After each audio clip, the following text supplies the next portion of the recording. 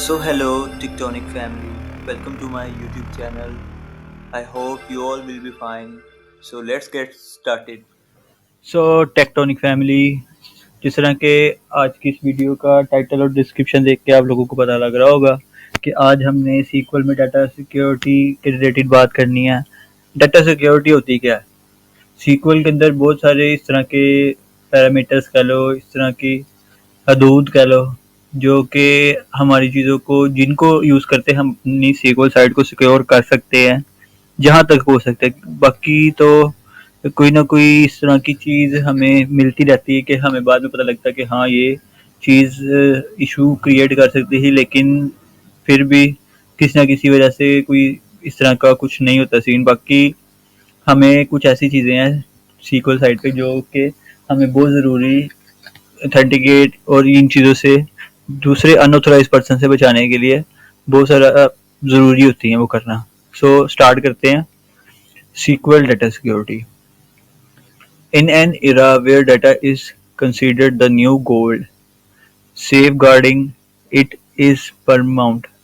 अब जो आज का दौर है, आज के दौर में बहुत सारी चीज़ें, तकरीबन हर चीज़ ही इनसिक्योर पॉइंट ऑफ व्यू से देखी जाती है, लेकिन हम अपनी पूरी कोशिश कर सकते हैं कि हम उसको किसी तरह सिक्योर करें। तो सीक्वल जो है ना, डेटाबेसेस, जो सीक्वल डेटाबेसेस होती है वो किसी भी जो एप्लीकेशन होती है, जो तमाम एप्लीकेशन है, उनकी एज अ बैकबोन काम करती है। हम अगर किसी बड़े स्कोप पे चले जाएं तो हम देखते हैं कि ज़्यादातर लोग सीक्वल को ही प्रेफरेंस देते हैं। बाकी मुख्तलिफ हर किसी का अपना पॉइंट ऑफ व्यू है। मैं खुद शुरू से अब तक सीक्वल ही यूज़ करता आया हूँ। बाकी दूसरी भी मैंने डेटाबेस सर्वर साइड चीज़ें यूज़ की, लेकिन मैं इसी को प्रेफर करता हूँ क्योंकि यहाँ तो मुझे इसकी आदत है, यहाँ तो मुझे ये ज़्यादा बेहतर लगती है। तो इनको किसी भी चीज़ों से बचाने के लिए अनऑथराइज एक्सेस या आपके डाटा ब्रीच होने से या कोई भी ऐसे चीज़ों से प्रोटेक्ट करने के लिए हम आज डाटा सिक्योरिटी के बारे में बात करेंगे। So common SQL security threats कौन कौन से हो सकते हैं, ये जैसे कि मैंने पिक्चर में शेयर किया है। इसके अलावा और भी बहुत सारी चीज़ें ऐसी हैं जो कि हमें जिन चीज़ों का हमें ख्याल रखना चाहिए, लेकिन इनमें से कॉमन चीज़ें जो कि बहुत ज़्यादा वैलिड हैं, जिनको यूज़ करना मस्ट है, हम उस चीज़ों के बारे में बात कर लेते हैं। SQL injections. अब सीक्वल इंजेक्शन क्या होते हैं? सीक्वल इंजेक्शन, जो अटैकर होता है ना, वो इंसर्ट करता है मालवेयर हमारे सीक्वल के कोड में, मतलब जो हम सीक्वल की क्यूरीज बनाते हैं उनमें इंजेक्ट करता है किसी न किसी तरह से। हमारे कोई ना कोई एप्लीकेशन में कोई लूप होल होता है जो हमारी आंखों के सामने से गुजर जाता है, लेकिन हमें पता नहीं लगता। तो उसके थ्रू वो हमारी सीक्वल साइट को कनेक्ट करके उसमें इंजेक्ट करता है मालवेयर। तो फिर उससे हमारा काम खराब हो सकता है डाटाबेस की, क्योंकि मेन चीज़ हमारी एप्लीकेशन की हमारा डाटा होता है जो उसमें इंसर्शन हो रही है, या जो भी चीज़ों के जो यूज़र्स हैं उनके क्रेडेंशियल्स हैं, ये सारी चीज़ें मेन चीज़ हमारी। कोई भी एप्लीकेशन तो बन जाती है, आप अगर रिक्वायरमेंट आती है आप बनाई जाती है, लेकिन जो उसमें डाटा इंसर्ट हो रहा होता है ना, वो मेन मोटिव होता है क्लाइंट का कि वो सिक्योर है। बाकी तो चीज़ें चेंजिंग होती रहती हैं एप्लीकेशन में। कभी उसने आपको कहा कि एप्लीकेशन ए बना दो, आपने बना दी, अब उस ए के अंदर थोड़ी सी चेंजिंग आई, वो बी बन गई। तो वो चीज़ें चेंज होती रहती हैं, लेकिन डाटा बहुत ज़्यादा इंपॉर्टेंट होता है। फिर आता है वीक ऑथेंटिकेशन। अब वीक ऑथेंटिकेशन से क्या मुराद है कि हम अपनी जो एप्लीकेशन है और जो हमारे सीक्वल साइट के जो क्रेडेंशियल्स होते हैं, हम उनको बहुत ज़्यादा चीज़ों हम इग्नोर कर देते हैं। कई दफ़ा हम बहुत ज़्यादा आसान पासवर्ड रख देते हैं, ये कुछ ऐसी चीज़ें। तो इन चीज़ों को अच्छी प्रैक्टिस के लिए आप स्ट्रॉन्ग पासवर्ड्स बनाया करें। Improper access control.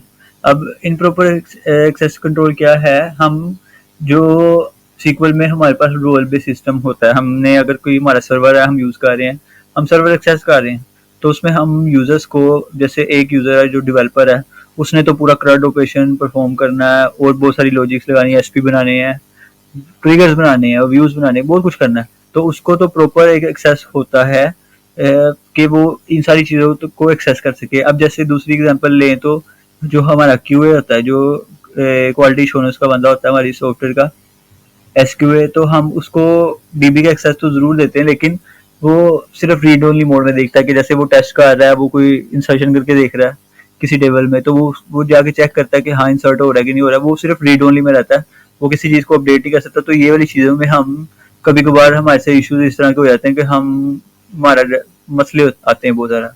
Unencrypted data, unencrypted data से क्या मुराद है कि हमारा जो डाटा ट्रांसफर या स्टोरेज का है ना, वो रिस्क जो होते हैं ना हमारे डीबी साइड में, वो हमारा ज़्यादा होता है। मैं इसकी एग्जांपल इसलिए से आपको दूंगा कि जो अब हमने कोई एप्लीकेशन बना रहे हैं तो उसमें हम ऑथेंटिकेशन यूज़ करते हैं।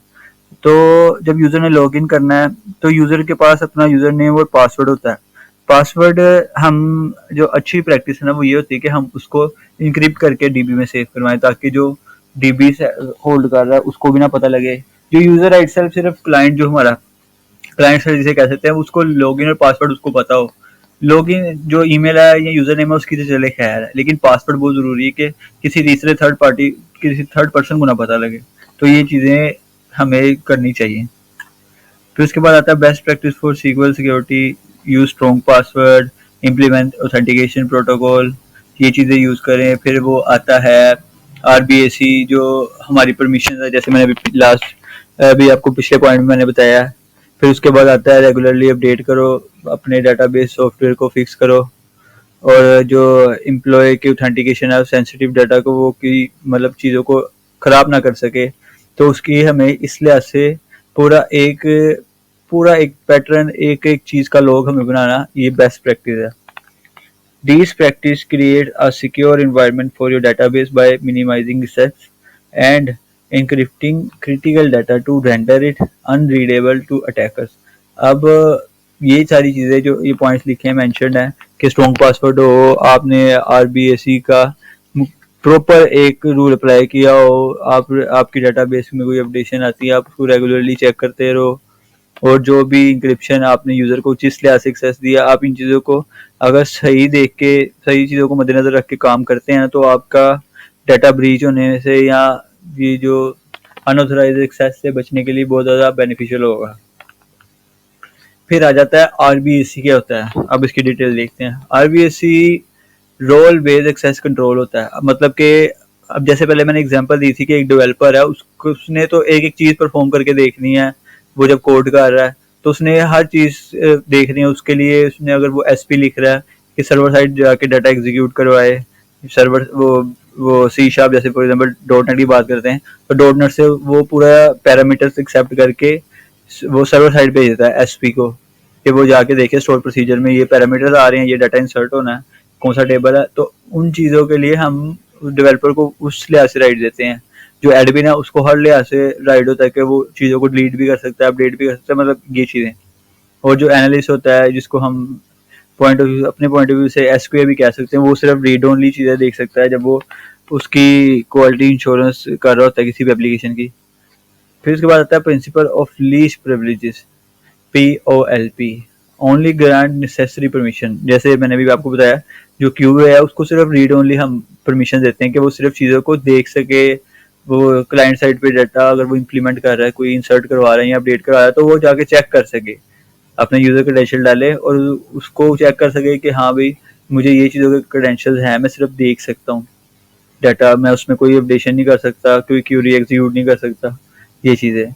अब use grant and revoke command efficiently, ये जैसे मैंने एग्जांपल दिया है। अब इसमें क्या हो रहा है, ग्रांट सेलेक्ट, आप ग्रांट क्यूरी यूज़ कर रहे हैं, सेलेक्ट की क्यूरी है, insert on table database table to user, आप यूज़र को एक्सेस दे रहे हो कि वो इंसर्ट करवा सकते हैं, ये ग्रांट पर आप परमिशन दे रहे हो। फिर उसके बाद दूसरी है रिवोक की, रिवोक डिलीट, मतलब आप रोको डिलीट करने से। ऑन डेटाबेस टेबल, डेटाबेस में टेबल जितने भी हैं उनसे आप यूज़र को डिलीट करने से की परमिशन से रोक रहे हो। तो ये चीज़ें बहुत ज़्यादा इंपॉर्टेंट होती है। RBAC ensure user only have access to data and command they need. आप कई ऐसी चीज़ें हैं जिन पे आप उनको होल्ड करके रख सकते हो कि जैसे डिलीट की या ट्रंकेट की क्यूरी वो नहीं एग्जीक्यूट कर सकते, आप उन पे उनको रोक सकते हो, आप उनको इस लिहाज से परमिट नहीं कर सकते, ऐसी चीज़ें भी होती हैं। Reducing the risk of accidental और मालियस एक्शंस, मतलब कोई भी एक्सीडेंटल कोई डाटा डिलीट हो रहा है या अपडेट हो रहा है तो आप उनको उस चीज़ों से रोक सकते हो on your given permissions.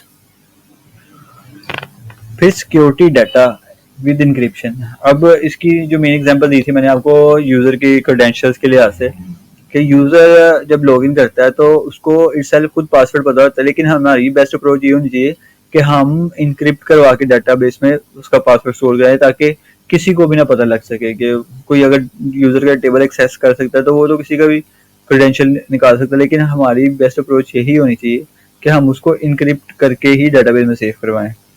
Encryption adds a layer of security by ensuring that even if data is intercepted, it remains unreadable to unauthorized parties। मतलब कोई एक थर्ड पर्सन है, उसको तो नहीं पता लगेगा ना कि इनक्रिप्ट होकर डाटा जो सेव हो रहा है वो किस तरह का है।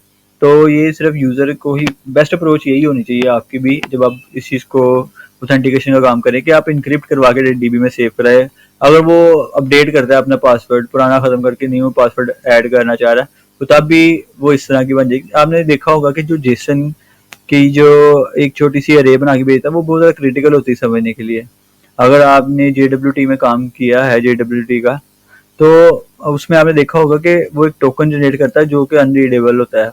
कहीं पे कैप्स आ रहे हैं, पूरी एक लेंथ बन रही है, उसमें डिजिट्स भी आ रहे हैं, अंडरस्कोर, लैम्डा एक्सप्रेशन, ये सारी चीज़ें, ये वाली चीज़ें आती हैं। तो वो, लेकिन वो एक इनक्रिप्टेड कोड बन जाता है जो कि अनरीडेबल होता है किसी भी थर्ड पर्सन के लिए। वो ऐसे इसको वो नहीं कर सकता। तो हम उनको इनक्रिप्ट कर लें तो फिर वो बात लग गया, लेकिन सिक्योरिटी के लिहाज से ये चीज़ बहुत ज़्यादा ज़रूरी है। Preventing SQL injection. अब प्रिवेंटिंग सीक्वल इंजेक्शन क्या हो सकते हैं, आप उससे कैसे बच सकते हैं? Validate and sanitise user input. अब validate and sanitise user input कैसे कर सकते हैं? आप लिमिटेशन लगा देते हैं कि कोई भी चीज़ है उस पर आप स्पेशल करेक्टर आपकी डाटा में किस तरह इंसर्ट होंगे, आपके डिजिट्स कितने यूज़ होंगे यूज़र साइड से, आप उसको एक इन चीज़ों के लिए ऐसे महदूद कर देते हैं चीज़ों को ना। तो ये हम इस चीज़ को ऐसे कवर कर सकते हैं, यूज़ पैरामीटराइज क्यूरी और प्रीपेयर्ड स्टेटमेंट। मतलब एक प्रीफिक्स हम उसको बना देते हैं कि हम किस तरह, अगर कोई पैरामीटर आ रहा है, जैसे स्टोर प्रोसीजर के मैं एग्जांपल दे रहा था, कि हम उसको एग्जीक्यूशन के लिए उसमें भेज देते हैं, तो उसमें पैरामीटर पास होते हैं। अब उन पैरामीटर को वो एक्सेप्ट करेगा तो ही वो एग्जीक्यूशन होगी, और वो किसी भी थर्ड पर्सन को तो ऐसे पैरामीटर का नहीं पता लगे कभी भी कि ये पैरामीटर्स क्या है क्या नहीं। तो इन चीज़ों से बचा जा सकता है। Implement web application firewalls, WAF। हम फायरवॉल्स का यूज़ कर सकते हैं, बहुत ज़्यादा एडवांस लेवल हो जाता है लेकिन बहुत ज़्यादा बेनिफिशियल है।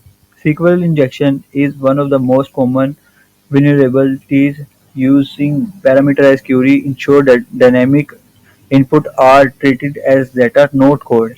आप उनको एज अ डाटा यूज करते हो, जो आप इनपुट ले रहे होते हो ना यूजर से, आप उनको इनपुट डाटा लेते हो, ना कि कोड होता है वो। लेकिन हाँ, इंसर्शन के टाइम पे अगर आप उसको कन्वर्ट करके भेज रहे हो तो वो आपके लिए प्लस पॉइंट है, ताकि किसी को थर्ड पर्सन को पता ना लग सके वो क्या चीज़ है। फिर आ जाता है auditing and monitoring. Auditing and monitoring क्या होता है? Enable SQL server audit for tracking changes. आपने कोई भी चीज़ें आपके डीबी साइड पर चेंज हो रही हैं तो आप उसके लिए लॉग्स बना देते हो कि वो एक ही चीज़ को मेंटेन करके रखे या आप देखें। Use log analyst. आप स्पेसिफिक अपनी इन चीज़ों को देखने के लिए अपने कोई हायर किया हो बंदा DBA का, वो एक एक चीज़ पर नज़र रखे। Conduct periodic testing and reviews. आप बार बार उस चीज़ को देखें, आपने टाइम सेट किया हो कि हाँ इतने, मतलब एक दिन के बाद क्या इसमें अपडेशन हुई, क्या आप एक एक चीज़ पे मॉनिटरिंग करेंगे तो ये आपके लिए बहुत ज़्यादा बेनिफिशियल है। Backup and recovery. Backup recovery से क्या मुराद है? आप शेड्यूल सेट कर देते हो रेगुलरली अपनी डाटाबेस की बैकअप का। अगर फॉर एग्जांपल कोई इश्यूज आते हैं, आपके सर्वर क्रैश हो गया या कुछ भी, तो उन चीज़ों से बचने के लिए आप अपना डाटाबेस का बैकअप डेली वाइज या 6 घंटे के बाद, 12 घंटे के बाद, आप अगर अच्छे लेवल की कोई एप्लीकेशन आपकी रन हो रही तो ये बहुत ज़्यादा ज़रूरी है। Store backup in secure and separate location. हम आमतौर पे हमारी अप्रोच यही होती है कि अगर तो DB क्रैश हो गई है तो हम उसका जो बैकअप होता है ना, नॉर्मली हम अपने सर्वर्स पे ही सेव करवाते हैं। सर्वर का क्रैश होना बहुत ज़्यादा, बहुत मेजर कोई काम होता है तो तब होता है, वैसे ऐसा होता नहीं है। कई ऐसे भी इशू आ सकते हैं कि आपका सर्वर क्रैश हो जाए, लेकिन आपको ये चीज़ों का ध्यान रखना पड़ता है कि आप उसका सेपरेट अपनी किसी प्राइवेट लोकेशन पे भी आपका वो डाटाबेस का जो बैकअप है वो सेव होना चाहिए। Test your recovery plan periodically. आप अपना रिकवरी प्लान है, किस तरह आपने रिकवर करना है, आपको आप टेस्ट करके उसको प्लान को एक रिकवरी मोड में आप उसको एक सेपरेट जगह पे उस चीज़ को टेस्ट करें कि कोई इस तरह का डाटा तो नहीं है कि जो उसमें से रिमूव हो रहे हैं कुछ भी। इन चीज़ों को नज़र रखना बहुत ज़्यादा ज़रूरी है। तो जो डाटा सिक्योरिटी है ना सीक्वल साइड की, वो बहुत ज़्यादा ज़रूरी है क्योंकि हमारी मेन बैकबोन होती है सीक्वल ना। तो इन चीज़ों को देख के मद्देनज़र रखते हुए बहुत ज़्यादा आपको काम करने की ज़रूरत है। और उम्मीद करता हूँ कि आपको आज निटी-ग्रिटीज़ सीक्वल साइड की जो डाटा सिक्योरिटी होती है उसके बारे में आज आपको समझ लगी होगी। तो आज की इस वीडियो को यहाँ पे एंड करते हैं। मिलते हैं फिर नेक्स्ट वीडियो में किसी अच्छे टॉपिक के साथ। तो तब तक के लिए अल्लाह हाफिज़। So don't forget to like, subscribe and share. Thank you.